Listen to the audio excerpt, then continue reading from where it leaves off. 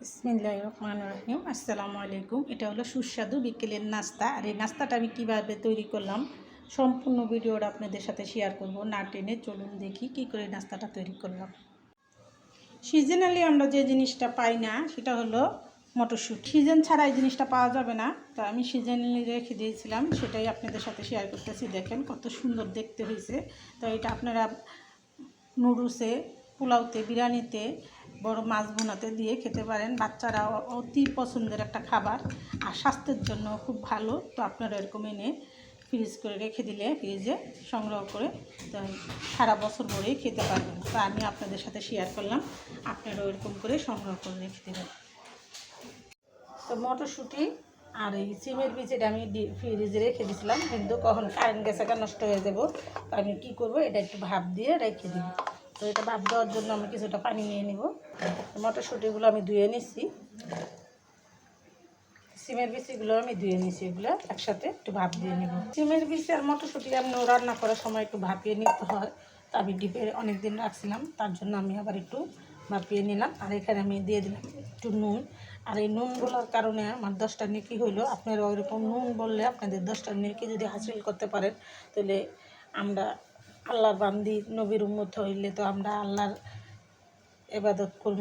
কথায় কথায় যদি আমরা 10টা 5টা নেকি অর্জন করতে পারি, এটা আমাদের জন্য অনেক একটা সওয়াবের কাজ। তো এটা আমি 10 মিনিট সিদ্ধ করব, ফিরে আসবো 10 মিনিট পর।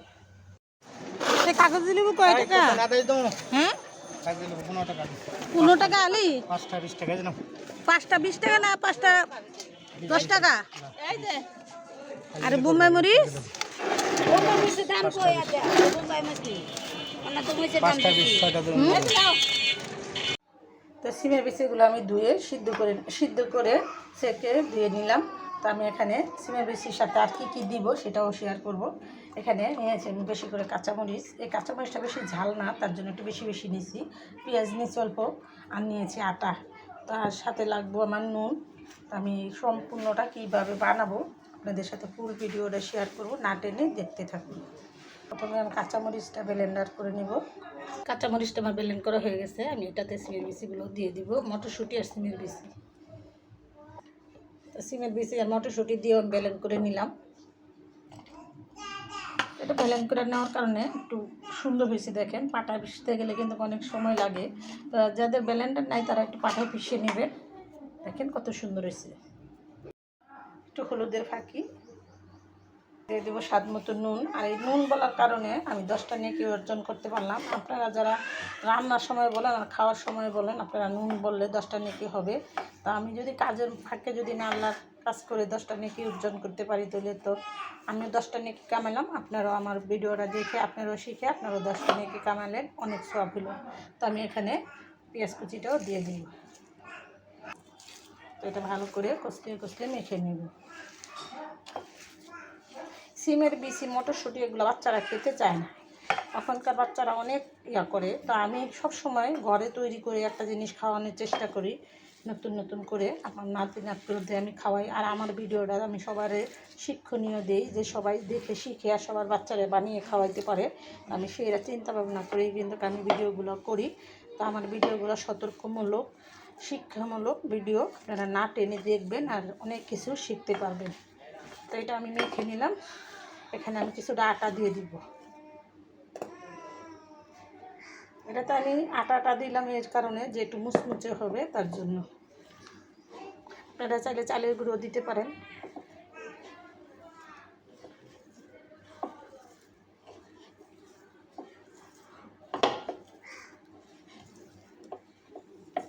আমি আরও কিছুটা আটা দিয়ে দিব।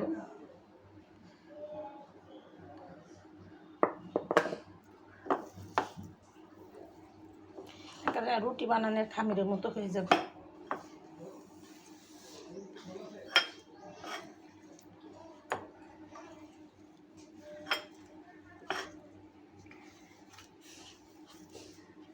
আমার এটা ইয়ে হয়ে গেছে। আমি এক এক করে এখন একটা করে গোলা করে নেব।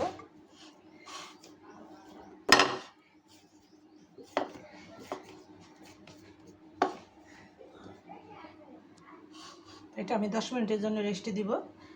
10 মিনিট রেস্টে রেখে আপনারা এটা বানালে খুব স্বাদ হবে। প্রথমে আমি এরকম একটা নিয়ে নিলাম, এটার মধ্যে আমি পিঠাগুলো বানাবো আর আপনাদের সাথে শেয়ার করবো। আপনারা না টেনে দেখতে থাকুন। প্রত্যেকটা আমি এরকম করে গুল্লা বানিয়ে নিব। আপনাদের সাইজ মতো আপনারা যেরকম সাইজ দেন ওরকম সাইজ করে বানিয়ে নেবেন। একটু লম্বা সাইজ দিয়ে নিলে একটু সুন্দর হয়, যে যেরকম সাইজ মনে করেন ওরকমই বানিয়ে নেবেন।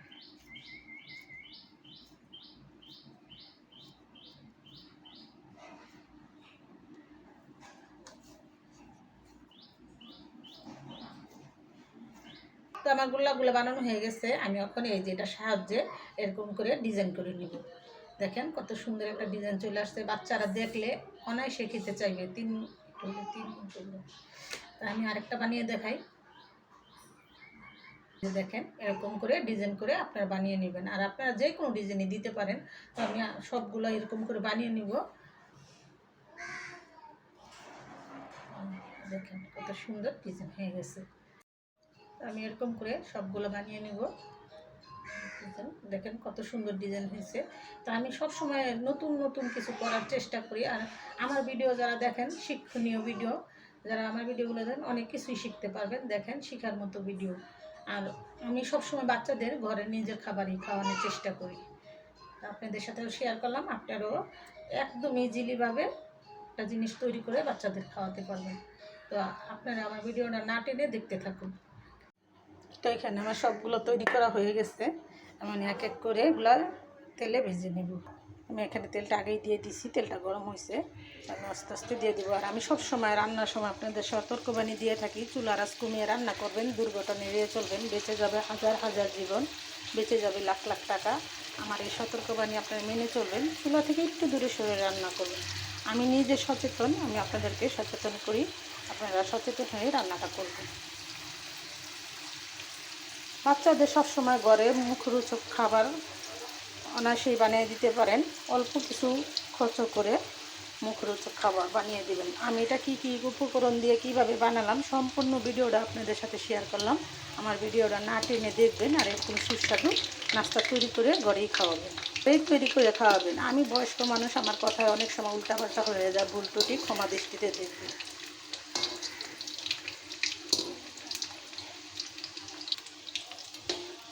আমি সবসময়ই আপনাদের সাথে শেয়ার করি। আমি যাই কিছু করি আপনাদের সাথে শেয়ার করি। আপনারাও এরকম বাচ্চাদেরকে ঘরে লোভনীয় খাবার বানিয়ে দিলে সব বাচ্চারাই খেতে চাইবে।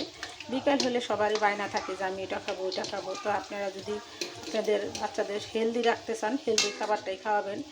সিমের বিচি অনেক ক্যালসিয়াম পুষ্টিগুণ খাওয়ান।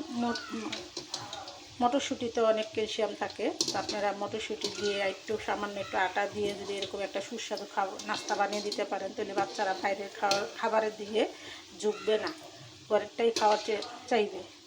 আমি আমার জীবনের শখ আল্লাহ যাই পূরণ করলাম, আমার নাতি নাতকুলকে দিয়েই করলাম। তো আপনাদের সাথেও আমি এই ভিডিওগুলো শেয়ার করি।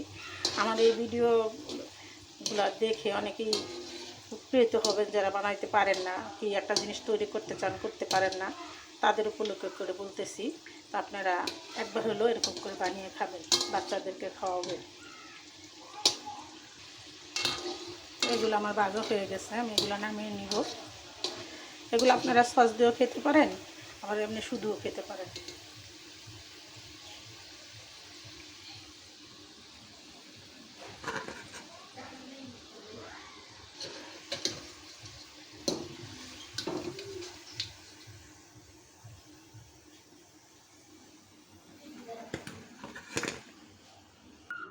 এগুলো আমি এক এক করে দিয়ে দেব।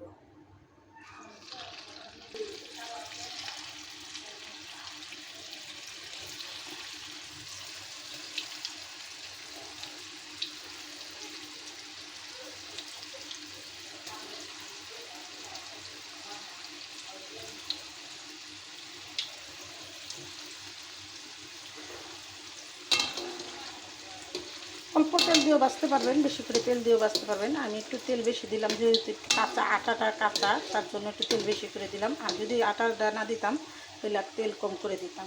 তো আপনাদের সুবিধার্থে আমি সম্পূর্ণ ভিডিওটা শেয়ার করলাম। না টেনে দেখবেন আর এরকম সুস্বাদু নাস্তা বাচ্চাদের তৈরি করে খাওয়াবেন।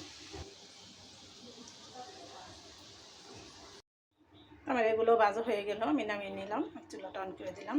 তো আমি কীভাবে বানালাম সম্পূর্ণ ভিডিওটা আপনাদের সাথে শেয়ার করলাম। আমার ভিডিওটা না টেনে দেখবেন আর এরকম সুস্বাদু নাস্তা তৈরি করে খাবেন।